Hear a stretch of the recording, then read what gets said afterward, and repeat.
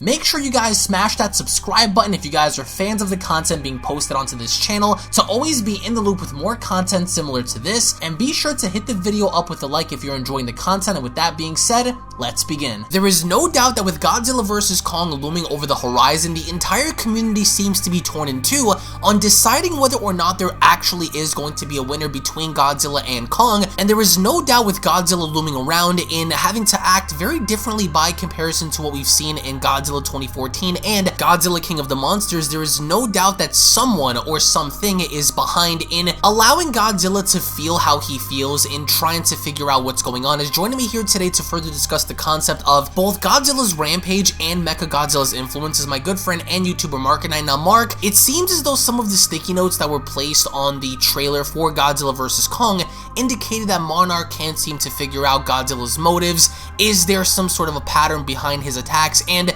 people are also begging the question if Monarch and Apex are collaborating for some sort of effort in getting Godzilla to act the way he does. So there is no doubt that humanity is behind Godzilla's reaction. I think that humanity is influencing Godzilla to act the way he does only because I think Godzilla knows that the humans are up to no good and that the humans are actually building or have already built MechaGodzilla. So do you think that the reason why Godzilla is attacking the Apex facilities and the Monarch facilities is because he's trying to get down to the bottom of figuring out where MechaGodzilla is? Because in the 70s we saw how when Godzilla fought his counterpart, he was tearing him apart with his atomic breath, only to find out that in disguise, it was MechaGodzilla the whole time. So there is that chance that we might actually end up seeing that here. But in your opinion, what do you think is causing Godzilla to attack these Apex facilities? And are these the same people that had retrieved King Ghidorah's head and are trying to mimic and create these gigantic mecha machines to go at it against the Alpha Titans? This is hard to say because this depends on exactly what it is that we're looking at as far as Godzilla is concerned. So we've talked about this as well, that we don't know if the Godzilla we're seeing is actually Godzilla or not. On one hand, this could be Godzilla super pissed off about something that the humans are doing, or maybe he's got some revenge that he's trying to pull out on Kong. We don't know. On the other hand, there seems to be a lot of speculation and evidence to support the theory that what we're seeing actually isn't Godzilla, but is MechaGodzilla covered in some sort of like bio skin, kind of like the Terminator, where he's got like that metal exoskeleton and then he's got that skin, like actual human skin on the outside. This would be like an actual Godzilla skin. So with a creature like Godzilla occupying a world, I would be hard pressed to believe that they don't have any sort of DNA evidence that they're studying or learning from. So that means that they could probably replicate it and therefore create some sort of super Godzilla in the MechaGodzilla. So humans always have an ulterior motive. When you look at Godzilla and you look at Kong, they don't. Like, it's very apparent what it is that they're after. So if we're questioning it, I mean, it's typically a much more basic instinctual reason for their battling or for their actions. Either they're being manipulated by something smarter than them, or they're carrying out something because they're following orders, or they're under some sort of control in some way, something like that, or they just want to beat the shit out of each other because they have it out for one another. And I think that's probably what it is. I think it's far more likely that they're fighting each other for that reason, is they just have it out for each other.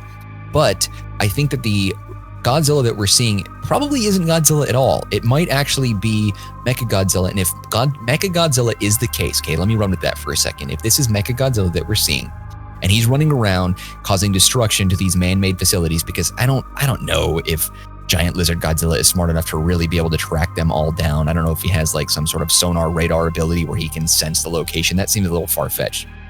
So it stands to reason that if Godzilla is destroying all these locations, then he would have to know where they're at, obviously, right?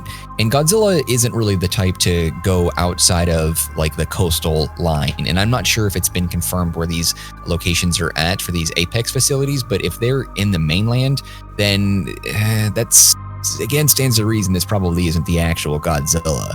So what I believe, in my opinion, based on what we've seen and the evidence that we have, is that there is some sort of human organization that has developed a MechaGodzilla that is attacking Kong to try and make Godzilla look bad, and you have a bunch of human casualties for some other reason, with maybe an ulterior motive, to weaponize some sort of technology. And so they're destroying Apex facilities because maybe that's like a competing organization that's looking to get some sort of government contract that has something in the works. Maybe they're trying to destroy it because it's like an inside job. Like, oh my God, look at Godzilla destroying all this stuff. And now King Kong is destroying all this as well. And like, we have all this. So now we need to develop, a monster of our own. I think that's what stands out to me. Now, again, I mean, there's obviously not enough to really be able to formulate an exact truth or say that any of this is fact. I think that needs to be overemphasized. That I'm simply just saying from a plot perspective, from a story point of view, from what we've seen in the trailers and from what we've seen in movies past, this is what it feels like. This is what it looks like to me. This is what it feels like they're doing. It could be something completely different and maybe I'm way off, but my immediate thought is that that's what's going on here, is that this isn't Godzilla, it's Mecha, and the humans are destroying each other to try and blame it on the monsters because they have an agenda that benefits them when that happens. Well, let's not forget, in the first Godzilla movies, Dr. Serizawa said that, people or man thinks that they're in control of nature when in fact they're not. So I could see how humanity is responsible for Godzilla's reaction and for Kong too. And first of all, they brought Kong from Skull Island all the way out in the middle of nowhere. I'm assuming that the climax of this movie is going to take place somewhere around Tokyo, because it looks like Tokyo to me. So by the end of all of this, let's just say if there is a winner, and that winner happens to be Kong, then in your opinion, where do you think the MonsterVerse goes from there? Or if it is Godzilla, then where do you think the MonsterVerse goes from there? Because Captain America versus Iron Man, Freddy versus Jason, Alien versus Predator, we never had a real winner for these versus movies because it just tends like these companies don't want to piss off one side of the fandom if they actually give you a definitive winner. So they decide to write these comic books and all of these, different versions of manga. So in your opinion, let's just say if there is a definitive winner, let's just say if the licensing goes back to Toho with Godzilla, so Kong ends up winning. So where do we go from here in terms of introducing more elements, new elements to the story, new monsters, or even if it's Godzilla, where do we go from here in terms of having a definitive ending and a definitive narrative for the story? Well, the one thing that I want to consider is that I'm not struck with the impression that either one of these two giant monsters are the villains in this. I don't know if they legitimately just have beef with each other from times past, but it certainly seems like the humans are involved in meddling in things that they shouldn't be. So if Godzilla survives, I mean, they're both smart enough to be able to carry out basic orders. And maybe I was wrong in saying it was just only instinct, because the more I think about it, like you look at the trailer and you can see that Kong is able to communicate with the little human, right? The little kid. And I think Godzilla probably Godzilla doesn't really have that sort of image to be as cute as that, to be able to like reach down with his giant lizard hands and touch a human. So he's probably not going to be as friendly. But I think for the most part, he recognizes that humans are a part of this world. Whether or not they like each other isn't the point, but he respects them enough to not try to wipe them all out because he could if he wanted. So I think he respects and does his own thing. I think oftentimes these giant monsters, when they cause massive destruction, it's just because they're big and clumsy and they don't mean to necessarily kill all the humans. But I don't think that I do believe that Kong will probably have more films down the road, but I do feel like this is the end of an era. Every movie they've had has been leading up to this, and the point of the movies was to have these two guys clash or face against a common foe. It's kind of like the Avengers team up, but only there's two of them, because I don't think there's really any other monster that's a good guy that could even come close to holding a torch to either Godzilla or Kong. So, and I think Kong, for the most part, doesn't have necessarily as many enemies as Godzilla does either that are interesting. So sure, there could be the possibility that he have to borrow some enemies and then Godzilla comes in and helps, but the spectacle of seeing these two fight in modern technology in modern films in 2021, I mean, I don't know how many times you can just redo that without it getting stale. But at the same point, I have said in the past that really the only formula here is just seeing monsters beat the shit out of each other, and that's all I really care to see in these movies. So I'm not really looking for some deeper meaning, but some people might. I can only speak for myself. So I don't know exactly how they're going to go with that.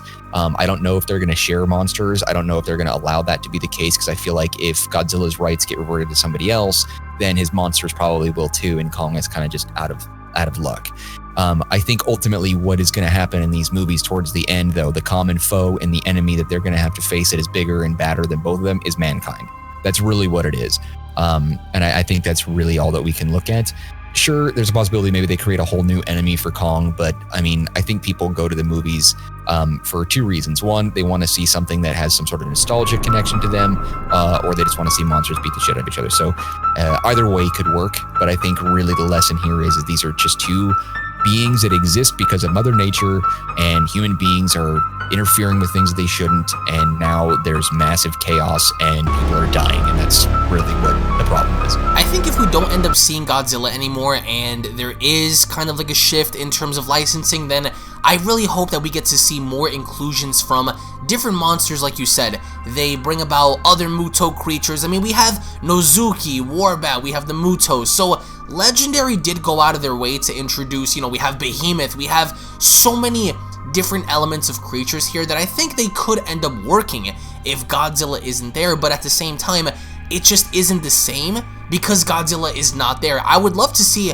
Anguirus, Gamera, I would love to see a narrative be set up to where Biollante is involved, or even the be-all end-all for me, which is probably going to be Destroya, because I think Destroya was, if anything, Godzilla's most fearsome and difficult opponent, but at the same time you could do Mecha Kong, Mecha Mutos, you could do so many things with these characters that I think that you can ultimately kind of have a runoff story, but there needs to be a winner, so hopefully enough we're going to get that. But again, thank you all so much for watching, thank you all so much for your time. Let us know what you guys think in the comment section below. Is it going to be Kong? Is it going to be Godzilla? And why do you guys think Godzilla is attacking these Apex and Monarch facilities? Is it because he knows that the humans are building these mecha robots, or is it for a different reason? So again, thank you all so much for watching. Tune back in for more. If you guys are new, smash that subscribe button, give this video a big fat thumbs up by slapping that like button down below. Tune back in for more, and I'll be seeing each and every single one of you guys down in the comment section below. Have a great day, everybody, and take care.